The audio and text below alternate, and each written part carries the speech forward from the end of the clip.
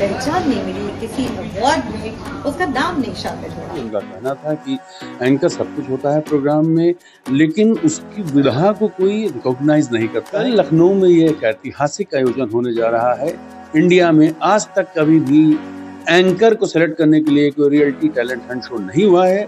की जो भावना थी उस चीज के, जो पैशन था, किस तरह से प्रमोट आप करते हैं उनके कि उनका नाम जिंदा रहे, उनका पैशन जिंदा रहे। का जो 5 कदम का गैप होता है ना, वो बहुत बड़ा होता है। 20 साल लग गया मुझे एंकर से परफॉर्मर बनने किया।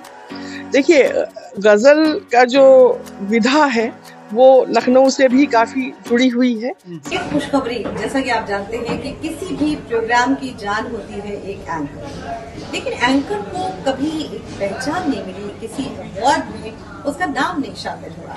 पहली बार अब तक के इतिहास में लखनऊ में होने जा रहा है सुरशान बेस्ट एंकर अवार्ड। आप सबकी भागीदारी हम चाहते हैं। विश्वेश्वरैया हॉल लखनऊ राजभवन के सामने शाम 4 बजे आप उपस्थित हो, हम आपका इंतजार करेंगे। लखनऊ के प्रतिष्ठित विश्वेश्वरैया ऑडिटोरियम में कल होने जा रहा है सुरशान स्मृति पुरस्कार 2025, एक ऐसा भव्य सांस्कृतिक और प्रतिभा सम्मान समारोह जिसका इंतजार पूरे प्रदेश को है। विजय फाउंडेशन, जो सामाजिक और शैक्षिक रूप से पिछड़े वर्गों के लिए निरंतर काम करता रहा है, इस कार्यक्रम का आयोजन कर रहा है। यह वही फाउंडेशन है जिसने वर्ष 2021 में सुशांत समारोह का यादगार आयोजन किया था। इस बार कार्यक्रम की शोभा बढ़ाएंगे पद्मश्री उस्ताद अहमद हुसैन और मोहम्मद हुसैन, जो अपनी सुरीली गजलों से शाम को खास बना देंगे। ओके, इस अवार्ड फंक्शन को आपने देखा, हमारे साथ इसके संयोजक भी हम कह सकते हैं इसको। तो सर ये बताइए, सुशांत जो मेमोरियल अवार्ड है आपका, इसकी शुरुआत का विचार आपके मन में कैसे आया? सुशांत। धन्यवाद मनीष जी। एक तो मैं आपका और आपके चैनल के समस्त लोगों का धन्यवाद कि आपने मुझे आज मौका दिया आपके दर्शकों से अपने विचार साझा करने का। पहले मैं बताऊं, मेरे पिताजी सुरेश शुक्ला एक बहुत बड़े एंकर हुआ करते थे, अब नहीं है दुनिया में। उनका नाम था सुरेश शुक्ला। और मेरी माता जी शांति शुक्ला वैसे तो पुलिस अधिकारी थी, लेकिन अपने समय में एक म्यूजिक की टीचर भी हुआ करती थी। तो मुझे थोड़ा गाने वाने का शौक था। मैंने सोच रहा था, मैंने एक यूट्यूब चैनल बनाने की कोशिश की, तो मैंने सोचा उसका नाम क्या दूं। उसका नाम दिया मैंने सुरशान। सुरेश का सुर और शांति की शान से बना ये सुरशान। आपके पिता एक प्रख्यात एंकर रहे हैं, तो क्या ये जो अवार्ड है, ये क्या उनकी विरासत को आगे बढ़ाने का एक माध्यम है? निश्चित रूप से ये अवार्ड मेरे पिता और मेरी माता जी की स्मृति में है और दोनों के अचीवमेंट्स को आगे बढ़ाने का है। मेरे पिताजी एंकर थे, अनाउंसर थे। उनका कहना था कि एंकर सब कुछ होता है प्रोग्राम में, लेकिन उसकी विधा को कोई रिकॉग्नाइज नहीं करता है, क्योंकि लोग कहते हैं कि ये तो एक आदमी आता है, अनाउंसमेंट करके माइक लेके बोल के चला जाता है। उनका ऐसा मानना था। उनकी उस याद को मैंने सोचा कि क्यों ना इसको एक अवार्ड सेरेमनी करते, एंकर को आइडेंटिफाई करें, अनाउंसर को, म्यूजिशियन को, तबला वादक, गाने वाले को बहुत लोग अवार्ड देते हैं। तो इसीलिए सुर शान कला गौरव सम्मान, ये दूसरी श्रृंखला है। पहला 2021 में हमने दिया था राजेंद्र विश्वकर्मा जी को, जो राजेंद्र विश्वकर्मा हरिहर के नाम से प्रख्यात हैं, उनको लाइफ टाइम अचीवमेंट दिया था। इस बार हम एक इंडिया का पहला लाइव रियलिटी शो करने जा रहे हैं, टैलेंट हंट शो करने जा रहे हैं, जिसमें हमने बहुत सारे बच्चों की एप्लीकेशंस मंगाई, उनको स्क्रीनिंग किया, 6 लोगों को चुना है और कल 6 लोगों को लखनऊ में विश्वेश्वरैया ऑडिटोरियम में 5 बजे से उनका सिलेक्शन प्रोसेस चालू होगा। हमारे जजेस आएंगे और वो बैठ के सिलेक्ट करेंगे, बताएंगे कि कौन बनेगा करोड़पति। नहीं, प्रक्रिया कैसे रहेगी? प्रक्रिया ऐसे रहेगी कि ये 3 राउंड्स होंगे। पहला राउंड में किसी भी कंटेस्टेंट को निकाला नहीं जाएगा। पहले मैं आपके जजेस के बारे में बता दूं। हमारे जजेस अपनी जगत की, अपनी विधा के एक्सपीरियंस लोग हैं।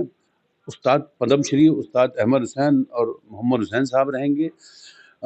सोना पांडे जी, जो ऑल इंडिया रेडियो की प्रोग्राम हेड हैं, वो रहेंगी। आदि प्रकाश मिश्रा जी, जो उत्तर प्रदेश में दूरदर्शन के सर्वसर्वा हैं और अपने में एक बहुत अच्छे एंकर हैं, वो रहेंगे। और बॉबी अमरीश, जो फिल्म और टेलीविजन के बहुत अच्छे कलाकार हैं, वो जज का काम कर रहे हैं। ये प्रक्रिया ऐसी होगी। पहला राउंड होगा जिसमें सिर्फ ये आके अपना इंट्रोडक्शन देंगे। दूसरे राउंड में इनको सिचुएशंस हम देंगे कि ये जजेस देंगे कि आपको ये सिचुएशन है तो आप क्या करेंगे, उसके बेसिस के ऊपर। और थर्ड राउंड में इनको शायद कहा जाएगा कि आप अपने हिसाब से जो कहना चाहें कहें। लखनऊ वालों को या इस सम्मान समारोह से मैं सिर्फ इतना देना चाहूँगा लखनऊ को 2 वजह से कि एक, लखनऊ तो वैसे में अपना पूरे विश्व में प्रख्यात है। कल लखनऊ में ये एक ऐतिहासिक आयोजन होने जा रहा है। इंडिया में आज तक कभी भी एंकर को सेलेक्ट करने के लिए कोई रियलिटी टैलेंट हंट शो नहीं हुआ है। कल यानी कि 28 नवंबर को शाम 5 बजे विश्वेश्वरैया ऑडिटोरियम जो गवर्नर हाउस के ठीक सामने है, वहाँ आइए और उस ऐतिहासिक क्षण का एक आप उसमें योगदान दें, उसका एक पात्र बने आप। बहुत बहुत धन्यवाद हमसे बात करने के लिए। मुख्य अतिथि होंगे उत्तर प्रदेश सरकार की मुख्य सचिव दुर्गा शंकर मिश्रा, साथ ही अमल पुष्प, प्रधान मुख्य आयकर आयुक्त और डीके ठाकुर जैसे वरिष्ठ अधिकारी और भी कार्यक्रम में शामिल होंगे। कार्यक्रम की सबसे बड़ी खासियत पहली बार आयोजित हो रही वर्ष के सर्वश्रेष्ठ एंकर की प्रतिभा खोज प्रतियोगिता इसमें शामिल है।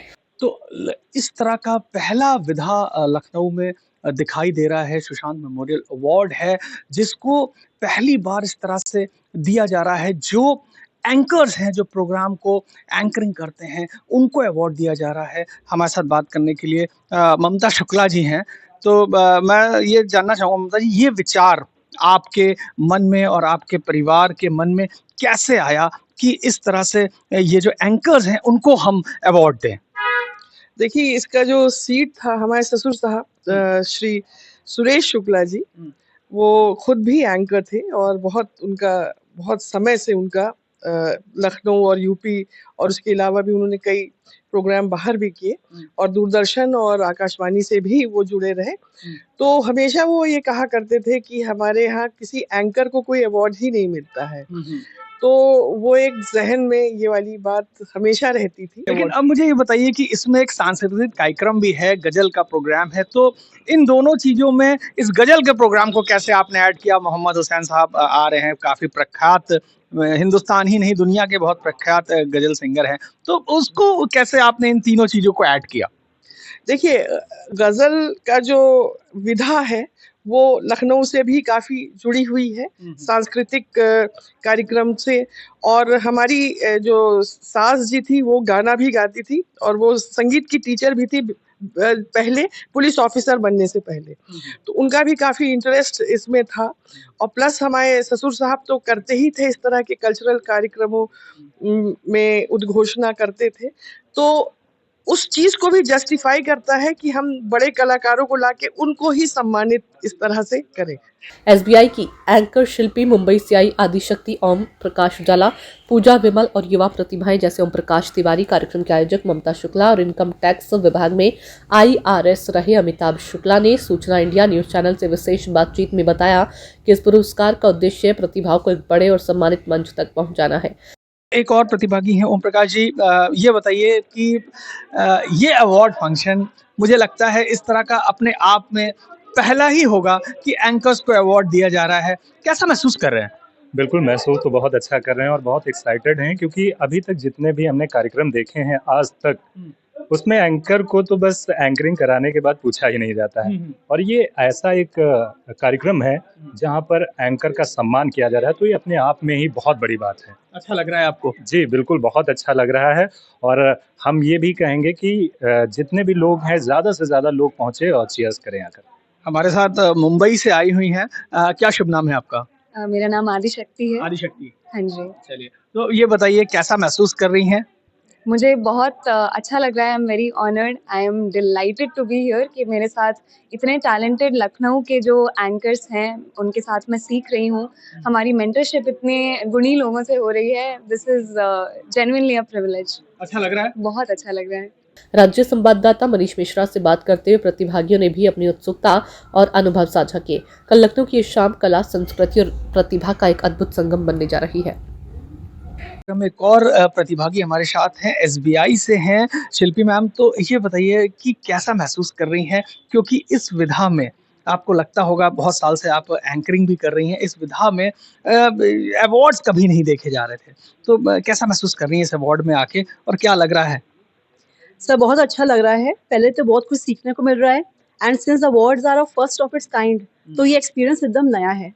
यहाँ कंटेस्टेंट्स के लिए बहुत अच्छे अपॉर्चुनिटी है कि they can polish themselves because we are in front of so many trained anchors already. तो वो जो हमें टिप्स दे रहे हैं, वो जो हमें बता रहे हैं, that is definitely very enriching. हमें बहुत समझाता है, वो चीज़ encourage करता है, motivate करता है. And since being first of its kind, तो the experience is best because ये पहला होगा. जब भी बोला जाएगा तो यही होगा कि yes, they are the first participants of this event. So इसमें भी रख के making history for this reason.